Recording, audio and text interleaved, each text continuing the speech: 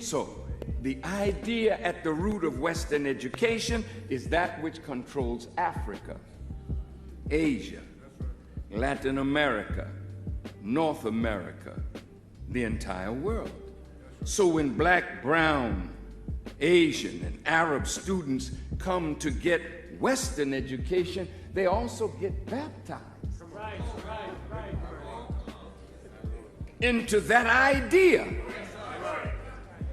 of the dominion of the superior dominant people. Am I making any sense to you? That's why Africa cannot develop, because her scholars are educated in Europe and America, and they have that idea in their head that makes them sick and makes them abusers of their people. Watch this.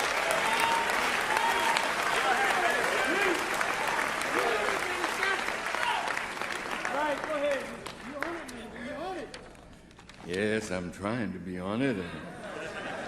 I have another quote here for you from the great Right Honorable Marcus Garvey. Now, Mr. Garvey said, quote, "The present-day Negro or colored intellectual is no less a liar and a cunning thief than his illustrious teacher.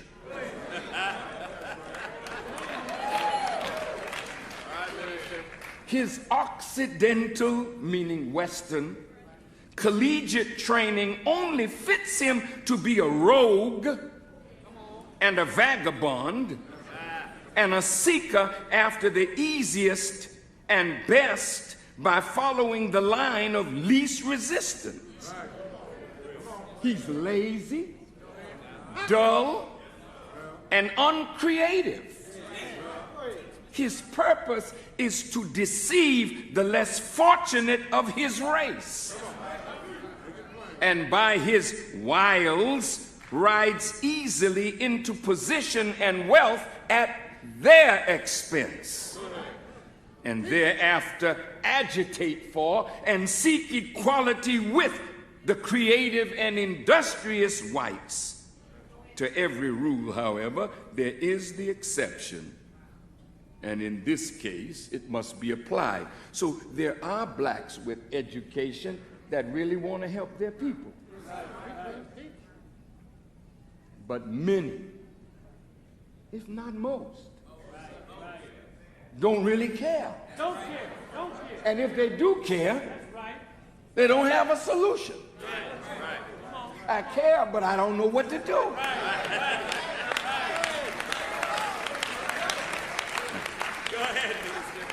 So, when we look at the problems of the society and the problems in education, it is demonstrative of the fact that this education and the idea that undergirds it has reached its end. Greetings, family, and welcome to The Black Narrative, where we address issues impacting the Black community from a Black perspective, giving it some historical context. For many of us, we may not know why things are the way that they are in this time, and that is because we don't have the historical context. So given it that light, then we can better understand why we're in the condition that we're in and how we can move forward from that. Today, I am honored to have with us a guest that will talk about the critical race theory. We're hearing so much about critical race theory, and many of us, with all the confusion out there, want to cut through the cloud of confusion, if you will, and get right to it. So with us, we have today Dr. Chike Akua. He is a leadership strategist and teacher transformation specialist for urban schools, colleges, and universities. As an international African-centered thought leader, Dr. Akua is called upon to share critical insight into education, culture, history, and politics. As the author of 11 books, Dr. Akua has developed African-centered curriculum resources that are used in urban schools nationally and internationally, including Reading Revolution Online. Also, Dr. Akua serves on the faculty in the Department of Educational Leadership at Clark Atlantic University. And I want to go ahead and bring our dear beloved brother on. Greetings, beloved. Greetings, peace and blessings. How you doing today, Brother Stephen? Doing well, doing well. I want to thank you for coming on and talking about this, big issue that, one of the things that I put on the flyer is that, it's causing a lot of hysteria. It's even causing some people's lives to be put in jeopardy because of, the passion that people have over this critical race theory. So let's get right on into it. Before I do, I wanted to first thank and give a shout out to Noble Hashim Ali for connecting us and making this interview happen. So critical race theory, let's just start with first, what is theory? That's a great question, brother, because sometimes people jump into what critical race theory is and don't even know what a theory is. So It's very important that we talk about that. A lot of people, the popular definition of a theory would be someone's opinion. Mm-hmm. But in scientific terms and in higher education terms, a theory is a proposed and tested explanation. And it's regarded as correct or useful because of the intense research used behind it to prove its usefulness. So again, it's a proposed explanation, but it's a tested explanation. So it's very important. That doesn't mean that all theories are useful. It doesn't mean that all theories are necessarily true. But it tends to be one of our best explanations for something. And so that means that the person who has developed a theory or who is using a theory has tested it over time scientifically. Okay, and so we have this combination of things: critical, race, and then theory. Can you explain, what is CRT? Sure. Critical race theory is a theory that emerged in the 1970s and 80s, and it was developed primarily by a Black scholar by the name of Derek Bell. Derek Bell, prior to becoming a professor at Harvard University, he had litigated many civil rights cases during the 1950s and 60s. And he noticed that though the legal system was presenting itself as fair and equitable, that racism was embedded in the structure of the legal system at every turn. And since it was embedded in it, it acted more on behalf of whites than it did on blacks and other marginalized populations. And so he's the one who's credited with developing this concept of critical race theory, he along with later Kimberly Crenshaw. But it emerged out of critical legal studies. Critical legal studies was examining how different populations, different classes in America benefited or tended not to benefit from the legal system. And so examining critical legal studies, it was Derek Bell who introduced the concept and the idea of race into that. And that's how he came up with critical race theory, because he felt that race was being ignored. And it was something that could not be ignored, that the evidence was very, very clear to those that had eyes to see. So again, critical race theory is an advanced theory that examines systemic racism, the narratives and lived experiences of Black people and other people of color or marginalized populations. When you talk, can you break down systemic for us as well? What is systemic racism for those who may not know? What does that mean? Right. I'm glad that you asked that. So it's not dependent on one singular person. You could have a good person. You could have a person who wants to do things fairly, who wants to do things equitably, but who's in a system that is embedded with racist assumptions and historical practices.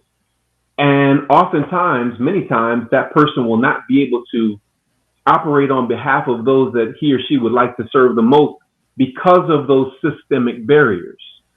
So it's not based on one person. This is why you could have a black mayor of a major city or a smaller city who wants to do great things, but because of the way that the system is set up, they're not able to achieve some of the different things that they would like to do. A black mayor, a black congressman or congresswoman, a black senator, a black president, vice president, all these different types of things, school principals and different things of that nature. Now, that's not to say that we don't need people in strategic places of leadership. That's not to say that advancement cannot be made. That's not to say that we can't progress, but it is to say that there are some barriers that are embedded in the system. If I could make it really clear, it would be like if you had a cake and you asked me, you know, I give you this slice of cake and you say, oh, I'd love to eat this slice of cake, but can you take the eggs out? Well, the eggs are baked in. Well, can you take the milk out? Well, no, the milk is baked in, right? The flour is baked in. The butter is baked in. And so Derek Bell and other critical race theory scholars have said, no, racism is baked into the fabric of American society. That is why there is such a differential in terms of power relations. Does that make sense, brother? Right. Definitely makes sense. So when you talk about critical race theory, what are some of the concepts of critical race theory? Sure. So as we mentioned, one of the main ones is this concept of systemic racism. And that is embedded in the law, embedded in education, it's embedded in housing, healthcare, real estate, banking, politics, all of these different areas. And the other thing that's a very important part of critical race theory is the idea of counter narratives. Counter narratives, meaning that oftentimes we would only hear one side of the story, which oftentimes happens to be the white side. And the views, the perspectives, the narratives of Black people and other marginalized populations oftentimes weren't heard. And so one of the methods of critical race theory is finding those counter narratives so that we can giving voice to those who have historically been unheard. Because oftentimes we don't get the full picture when we don't hear their side of the story. And so, you know, we've heard about the we've heard about this critical race theory for quite well, not quite a while. I mean, we're just now starting to hear about it. And so it started developing out of the 70s. So why are we just now starting to hear about the critical race theory? Why is it all of a sudden become such a hotbed topic? Right. Well, let me give you a couple of stats on that for just a moment. According to Education Week, which is a major journal or periodical in the education field, Ed Week, 28 states have introduced bills or taken other steps to restrict teaching critical race theory. Okay. In addition to those 28 states, 8 states have enacted legislation banning critical race theory and related topics. This is what we would call a manufactured crisis. Right. It's a crisis that doesn't exist. Right. Because it leads people to believe that in K through 12 schools, that teachers are standing up in front of children and teaching about critical race theory. And they are not. This is a manufactured crisis. That's not what's happening. But you have people, particularly, you know, on the conservative side, who have manufactured this crisis in order to gain the attention of voters and constituents that they want to swing over to their side of the fence. So it's like this political football that's now being thrown back and forth, where we're now having to address this issue. So that's one of the things that's energizing the nationwide attacks against critical race theory.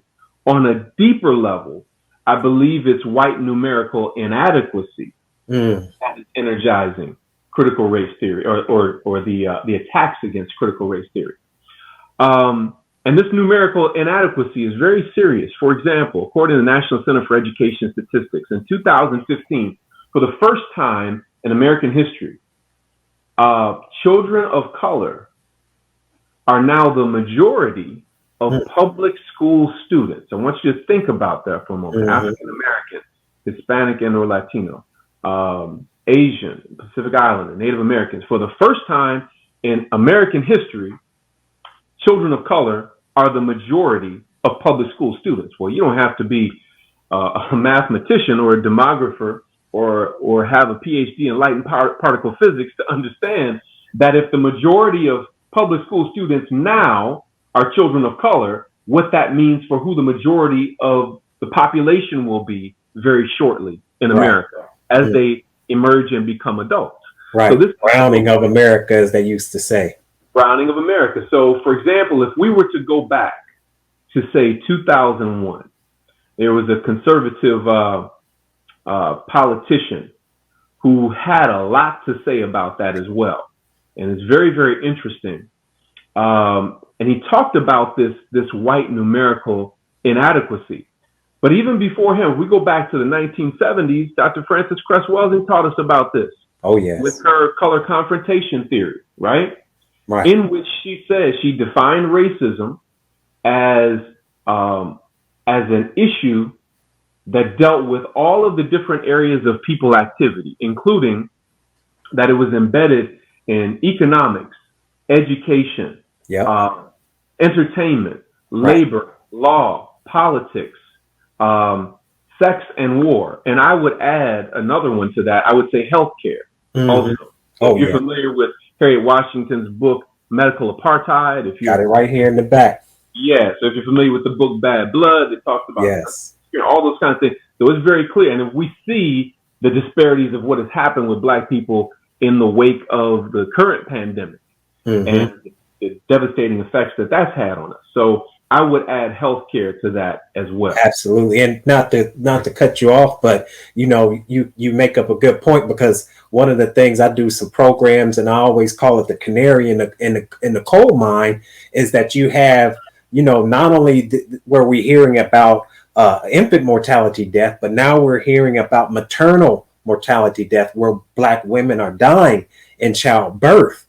Something that's natural. Of course, it has its complications, but it shouldn't be at the rate that we're seeing it here. And so what we're hearing from Black women is that when they go into these hospitals, they're not being listened to. Their pain is being ignored because doctors are being taught that Black people's have a greater tolerance of pain, if you will.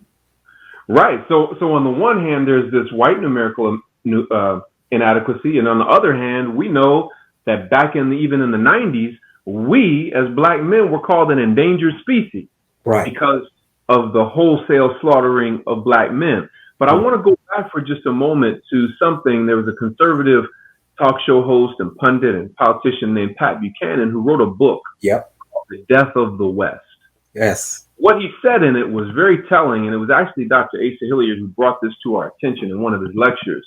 I want you to listen to this quote from Pat Buchanan. Now, remember, this is 2001. People have been looking at the demographics and population politics for quite some time. And now what they feared is now coming to pass. Right. So in this book, Pat Buchanan says, the West is dying. Its nations have ceased to reproduce. Their populations have stopped growing and begun to shrink. Not since the Black Death or the plague carried off a third of the population in the 14th century has there been a graver threat to the survival of Western civilization. Population among white people is characterized by more burials than births and more coffins than cradles. The prognosis is grim. He says between 2000 and 2050, the world population will grow by over 3 billion to over 9 billion people. But this 50% growth will come entirely from Asia, Africa, and Latin America as 100 million people of European stock vanish from the face of the earth. Here's the last part. In 1960, people of European ancestry were 1/4 of the world's population. In 2000, they were 1/6. He says in 2050, they will be 1/10. These are statistics of a vanishing race. So now remember, he wrote this in 2001. Right. But people have been looking at this, and as you mentioned, they call it the browning of America.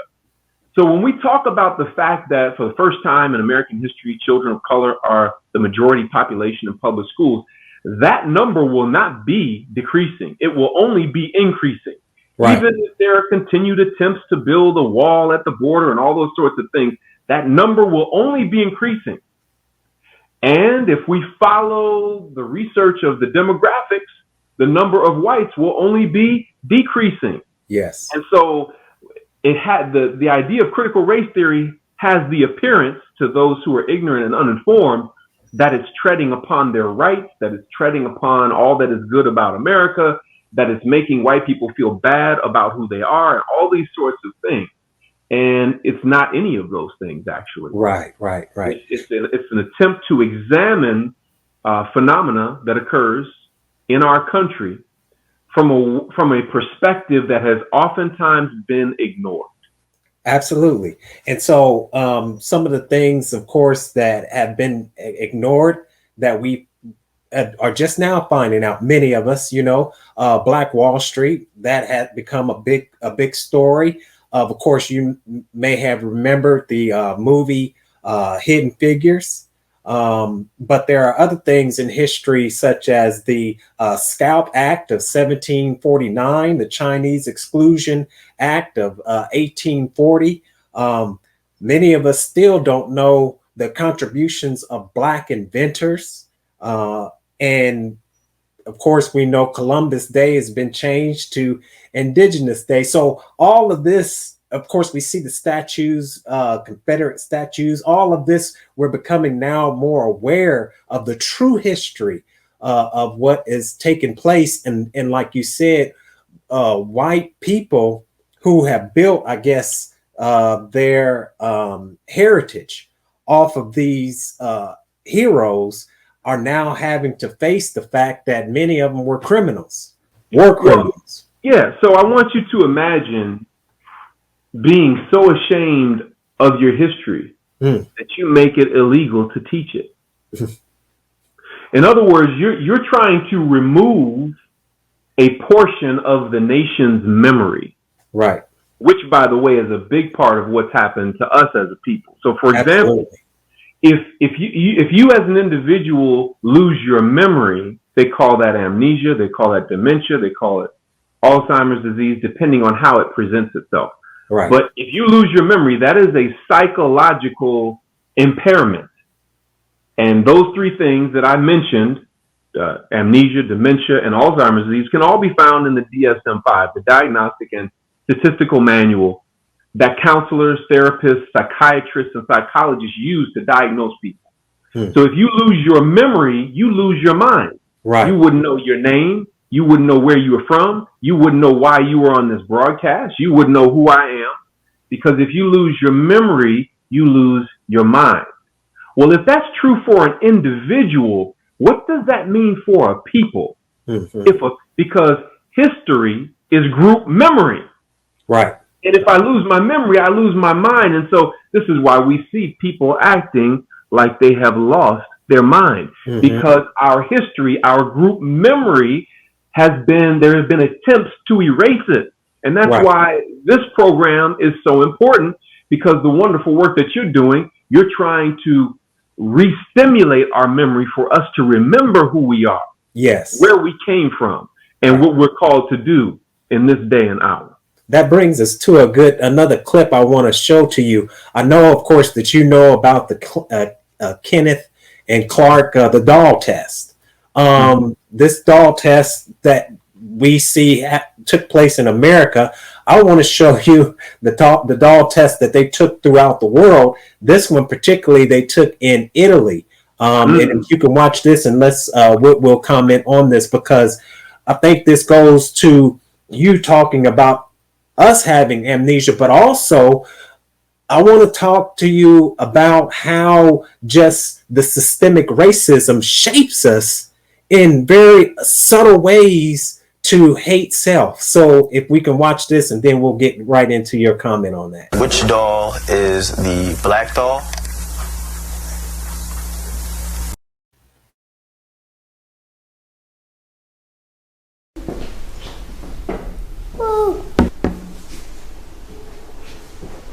Quale bambola è bianca?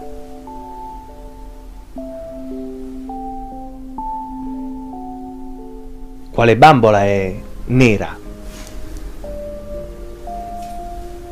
Quale delle due è bella? Questa. Qual è quella bella? Qual è quella brutta? E qual è quella buona? Quale è cattiva?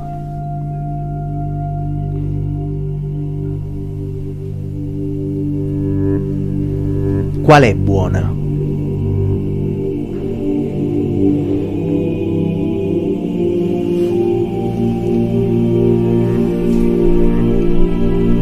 Lei. Perché è buona? Perché ha gli occhi celesti. Quale è cattiva?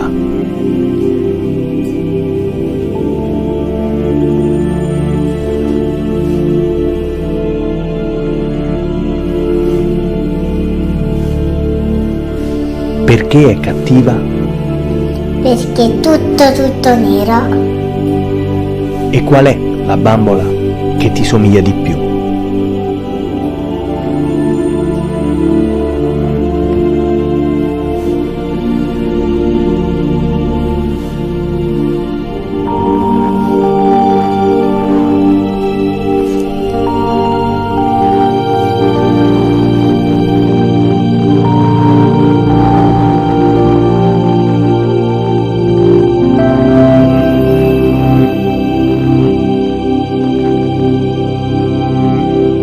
Quale bambola è nera? Mi ha offeso. Chi? Tu. Perché? Perché mi hai chiamato nero. Perché ti offendi? Mi offendi perché altri bambini mi hanno offeso con cattiveria. No, io non ho usato nessuna cattiveria. Quello mi sta guardando storto.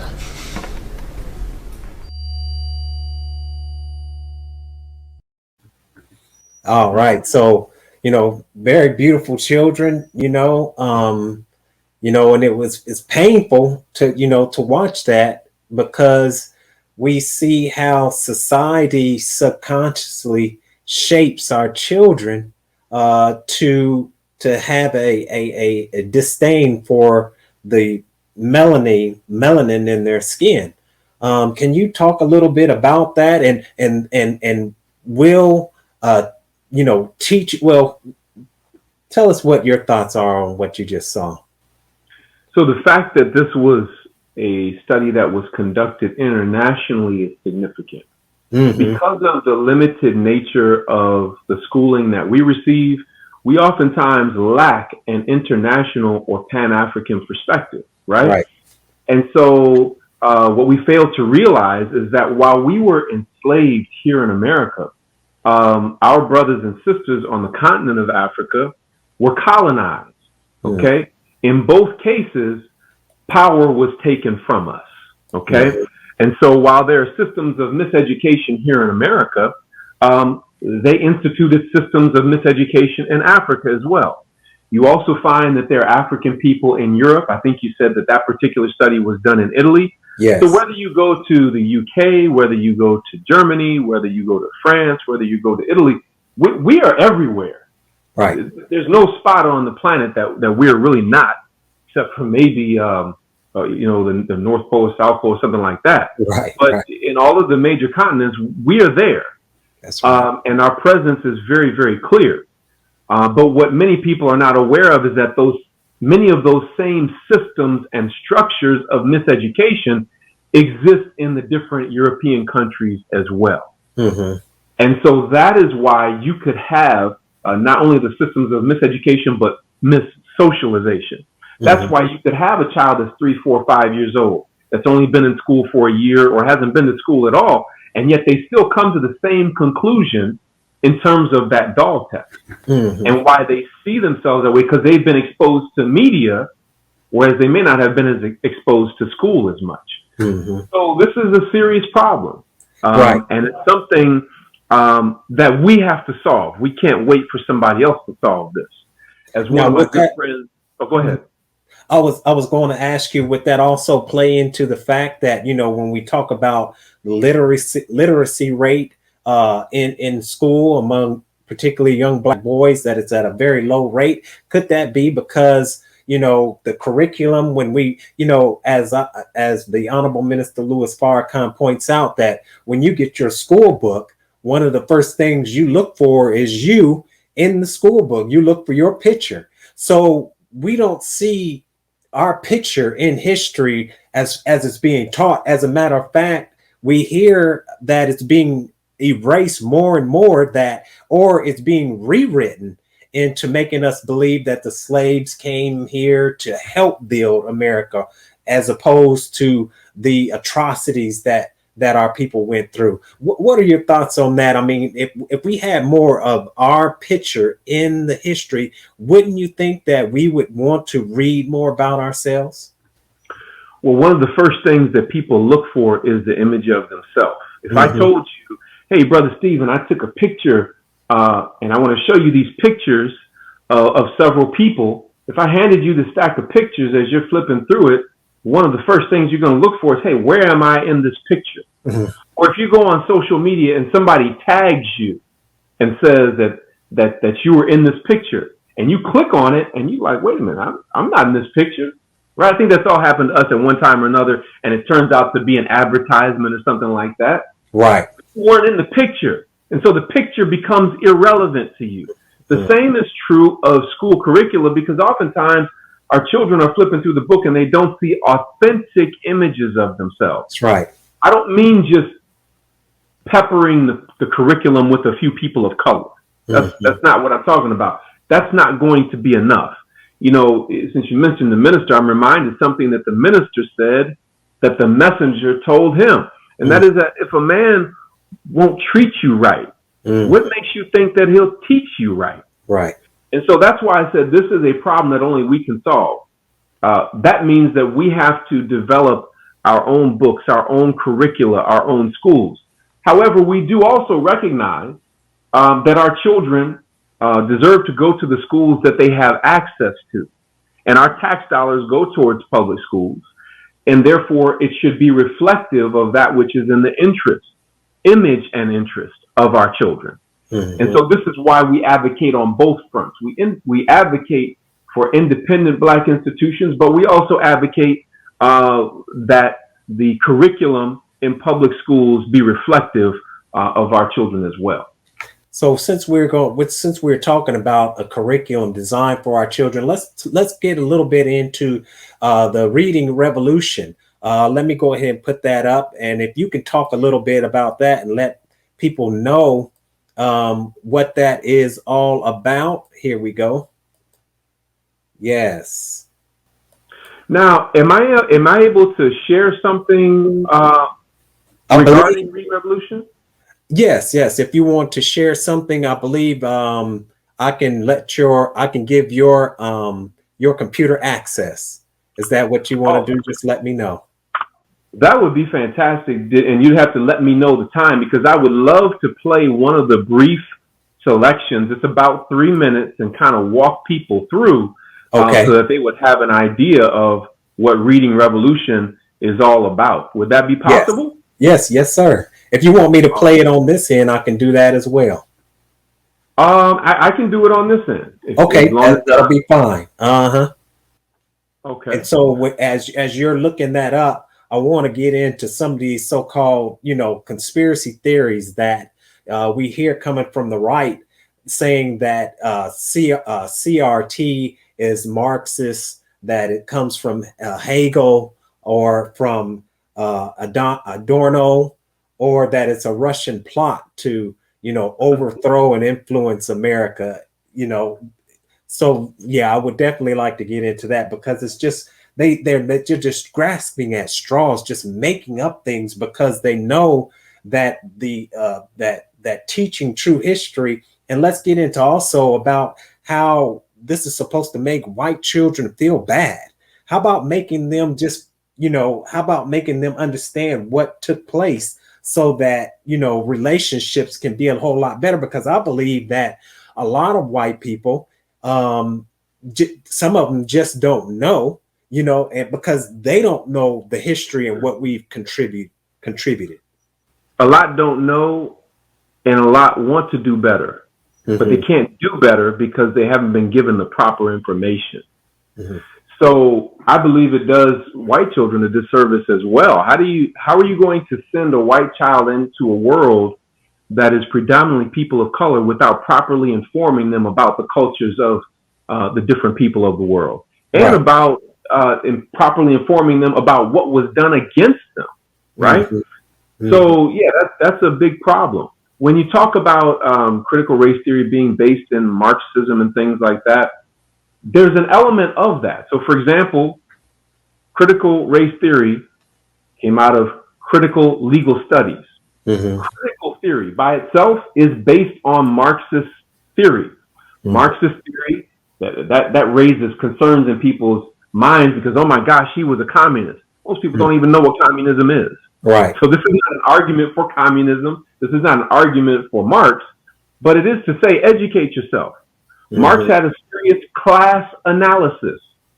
And in his class analysis, he noticed that there were lower classes, a middle class that was a buffer between the lower class and the upper class that oftentimes keeps the lower class from revolting. So he had a class analysis of how people were being manipulated in political and social terms.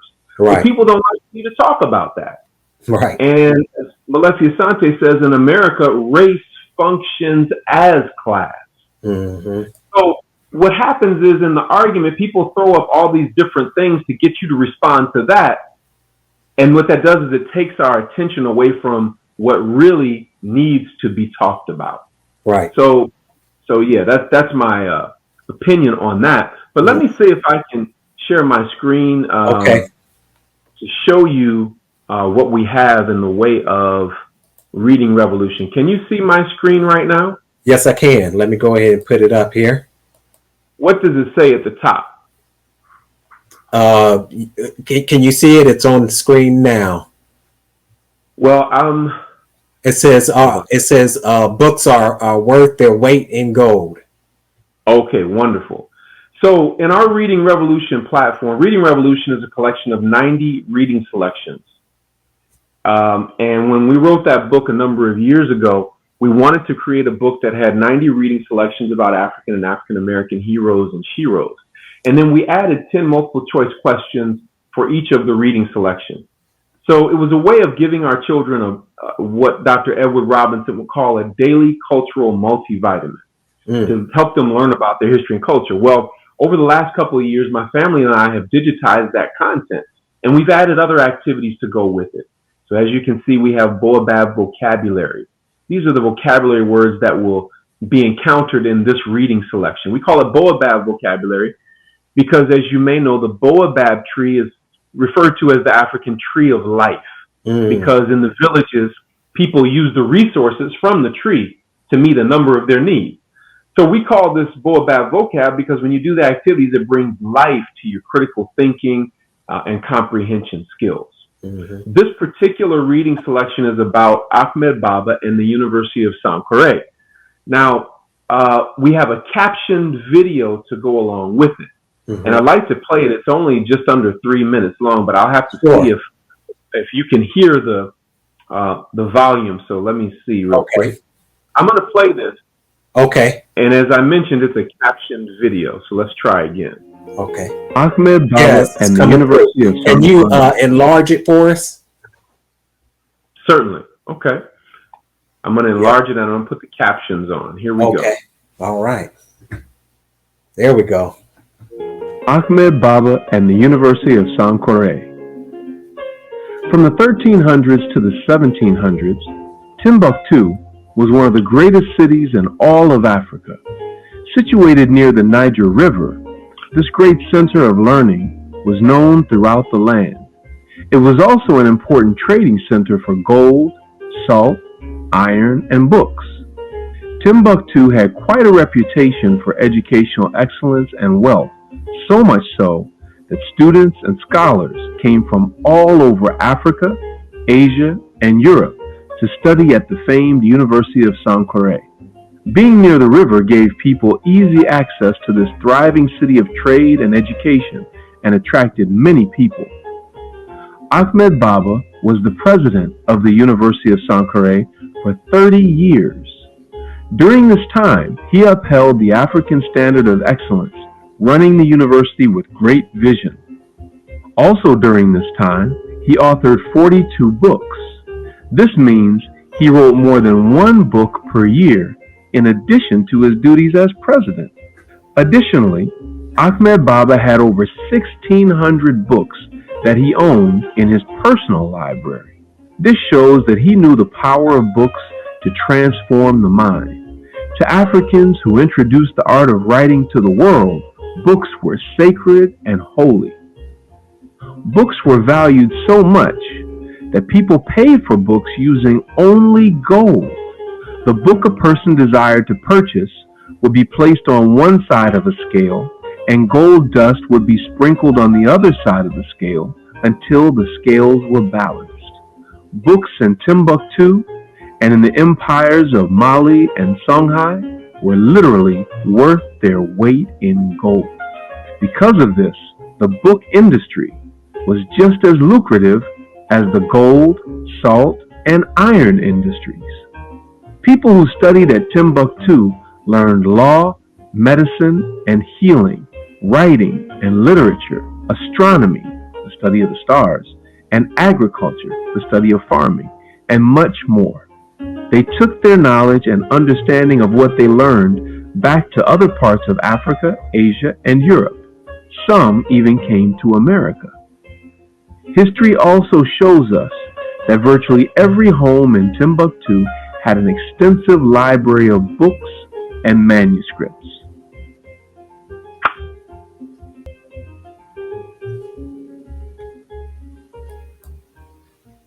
Okay, brother. Was there anything that stood out in your mind from what you just saw and heard?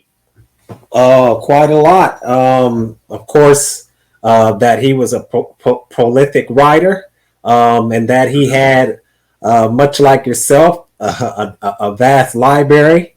That Okay, so let me stop right there for just a moment. You remember I said earlier that critical race theory, one of the methods is to provide counter narratives. yes, Because most of the narratives that we learned growing up, or let me speak for me, I don't want to speak for you, brother. When I was growing up, I was taught to believe that black people were running around in the jungles of Africa throwing spears at one another, that Right. they didn't read, that they didn't write. As a matter of fact, we had a saying when I was growing up, man, I'll knock you all the way to Timbuktu. I didn't know that was an actual place, right, much less one of the great learning centers of the world. So what I've just provided for the listening audience is a counter narrative that shows you that, yes, we had great learning centers. We had universities. We had scholars who wrote prolifically and who wrote many books, and that every home in Timbuktu had a library. That's not something that we typically come across in most textbooks in the schools that our children are given. Yes, sir. So in addition, go ahead. Tell me if there's anything else that stood out to you in there. Yeah, just that counter narrative across the board when it comes down to even Timbuktu and the value of books, like you were saying, having its, you've heard the expression worth its weight in gold. Well, now here we have a link and an understanding of what that truly meant. Absolutely. That was powerful. Books were literally worth their weight in gold. So, brother, this is one of 90 of these reading selections and captioned videos. Can you imagine what would happen when our children are exposed to this kind of a resource? So here you see the printed text. You see the vocabulary words underlined for easy access. And then we have a click and drag activity, vocabulary activity down here, where the student can see the word on the left-hand side and then the definition on the right-hand side. So, for example, we know that astronomy is the study of stars, so we would click and drag that there. We know also that the word sacred means holy, so we would click and drag that there. We know lucrative means profitable. So after a student goes through this, then they would click the button below, and then it would score that for them. And what age group is this designed for? Now, that's a great question. So I have a question for you. Yes. What grade level do you think that particular reading selection is for, if you had to guess? I would say, let's see here. I would say at least somewhere around in their early teens, 12, 14, somewhere around that. Would that be? Okay, so 12. So if you're saying 12, then that would be 6th grade. Right. Okay. You with me? All right. Yes. So your response tells me a lot about what you believe about our children. You're saying that a 6th grader could understand that. Well, when we ran the Lexile scores in the school system, they call it a Lexile score that determines the grade level. Okay. Do you know that the Lexile score for that reading selection is 9th grade? But we know our children can understand that. Right. We know a 6th grader can understand that. We know actually a 3rd grader could understand that with the right teacher. Exactly. And if you know Brother Marcus Klein from Freedom Home Academy, he's teaching kindergartners and 1st graders to read at the high school level. So this is why it's so important that we have our standards. Okay. So I'm glad that you asked that question. I'm going to run right through this real quick. This is the comprehension test that goes along. Can you still see my screen? Yes, sir. Okay. This is the comprehension test that goes along with that reading selection. Okay. Right. And so I'm going to put in these answers real quick so that you can see how it scores it. Now, I'm going to intentionally get 1 or 2 of these wrong just so that you can see how the system scores it. Okay. Let me see. And so, and if you can, while you're doing that, so this is something that they can go online and do. And it looks really like it's fun to where even an adult, who wants to learn, more about our culture would be interested in doing as well. Absolutely. And the thing about that is this material is just as popular amongst adults as it is with children, because most of us as adults didn't get this growing up. Right. Yeah. So as you can see, it scored me. I got a 90%, and I got one incorrect on purpose, just so that you can see it shows the correct answer. This is the one I got incorrect. It shows you what I put down and then what the correct answer is. It put it in bold. Okay. So again, there are 90 of these reading selections, 90 vocabulary activities, 90 comprehension assessments, right? And in addition to that, we also have a grammar review for each of these. And this is where a student has to rewrite each of these sentences, adding capitalization, punctuation, and changing verb tense where necessary. So they simply type that in. We don't have time for me to type all that in. I'm just going to put this so that you can see how it scores it. I'm going to get a 0 because I didn't rewrite each sentence, adding capitalization, punctuation, and changing verb tense.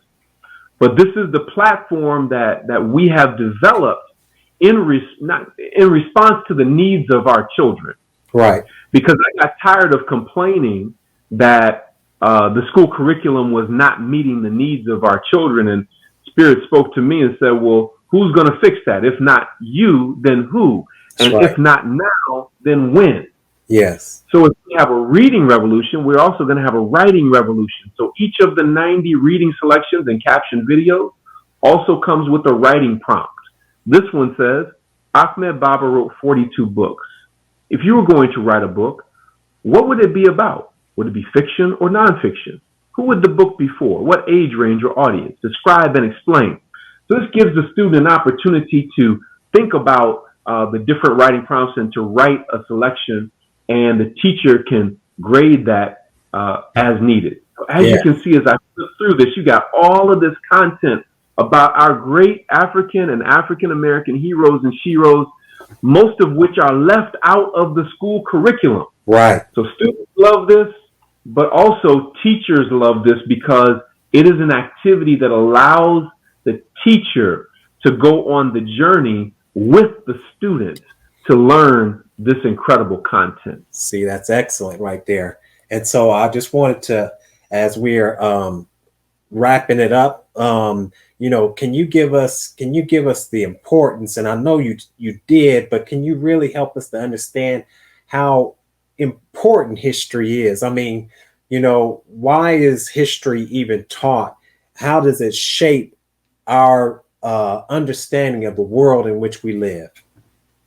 I can explain that real easy, brother, because, you know, some people try to get real deep in everything and say, you know, all that historical stuff, that's cool, but man, I'm trying to pay the rent. I'm trying to pay the mortgage. I'm trying to pay this car note. I'm trying to take care of the kids. What difference does all that historical stuff make that happened hundreds of years ago or thousands of years ago? So nobody addressed this better than Dr. Amos Wilson in his book, The Falsification of African Consciousness. I want you to listen to what he says. Okay. He says, if there were not a direct relationship between history and money, history and power, history and rulership, history and domination, then why is it that the European rewrote history? Let me say it again, brother, because I want you to fully digest it. If there were not a direct relationship between history and money, history and power, history and rulership, history and domination, then why is it that the European rewrote history?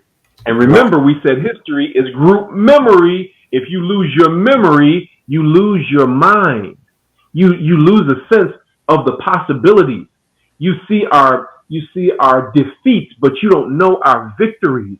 You don't know how we made it over. You don't know how we were able to succeed in the face of the most dehumanizing circumstances. You don't know who we were prior to European intervention.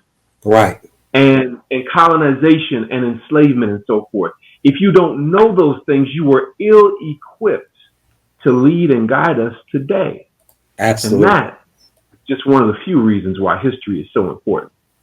That's beautiful right there. And, you know, as we close it out, can you help our parents understand, because they're, you know, they have so many competing elements with this tech world. Can you help give them advice on how they can begin to mold and shape a healthy Black African mind in our children? Well, as one of my good friends, master teacher Baba Tashango and Billy Shaka says, knowing what we've been through, it requires massive doses of our history and our culture. Okay. So I want to encourage everyone who's watching to go to readingrevolution.org, because there are a number of those video clips that are there for you for free as a part of the demo. Now, if you want to get all 90, there is a fee required for that. But we also have to be willing to pay for our liberation. Right. So that's very, very important as well. We also have a number of books. So when you go to that website, you can go to click on books by Dr. Akua, and you'll see a long list of all of my books. So we have books for adults as well as children to meet this need. Those pictures that you see right there are just a few of the important people that we want our children to know about. John Henry Clark, Fannie Lou Hamer, Booker T. Washington, Dr. Mae Jemison, Ida B. Wells, Nelson and Winnie Mandela, and many others. Those are just a few that you'll encounter in readingrevolution.org. So we highly encourage everyone to check that out. My wife is also the founder, as you can see right there, of Saba Academy Online.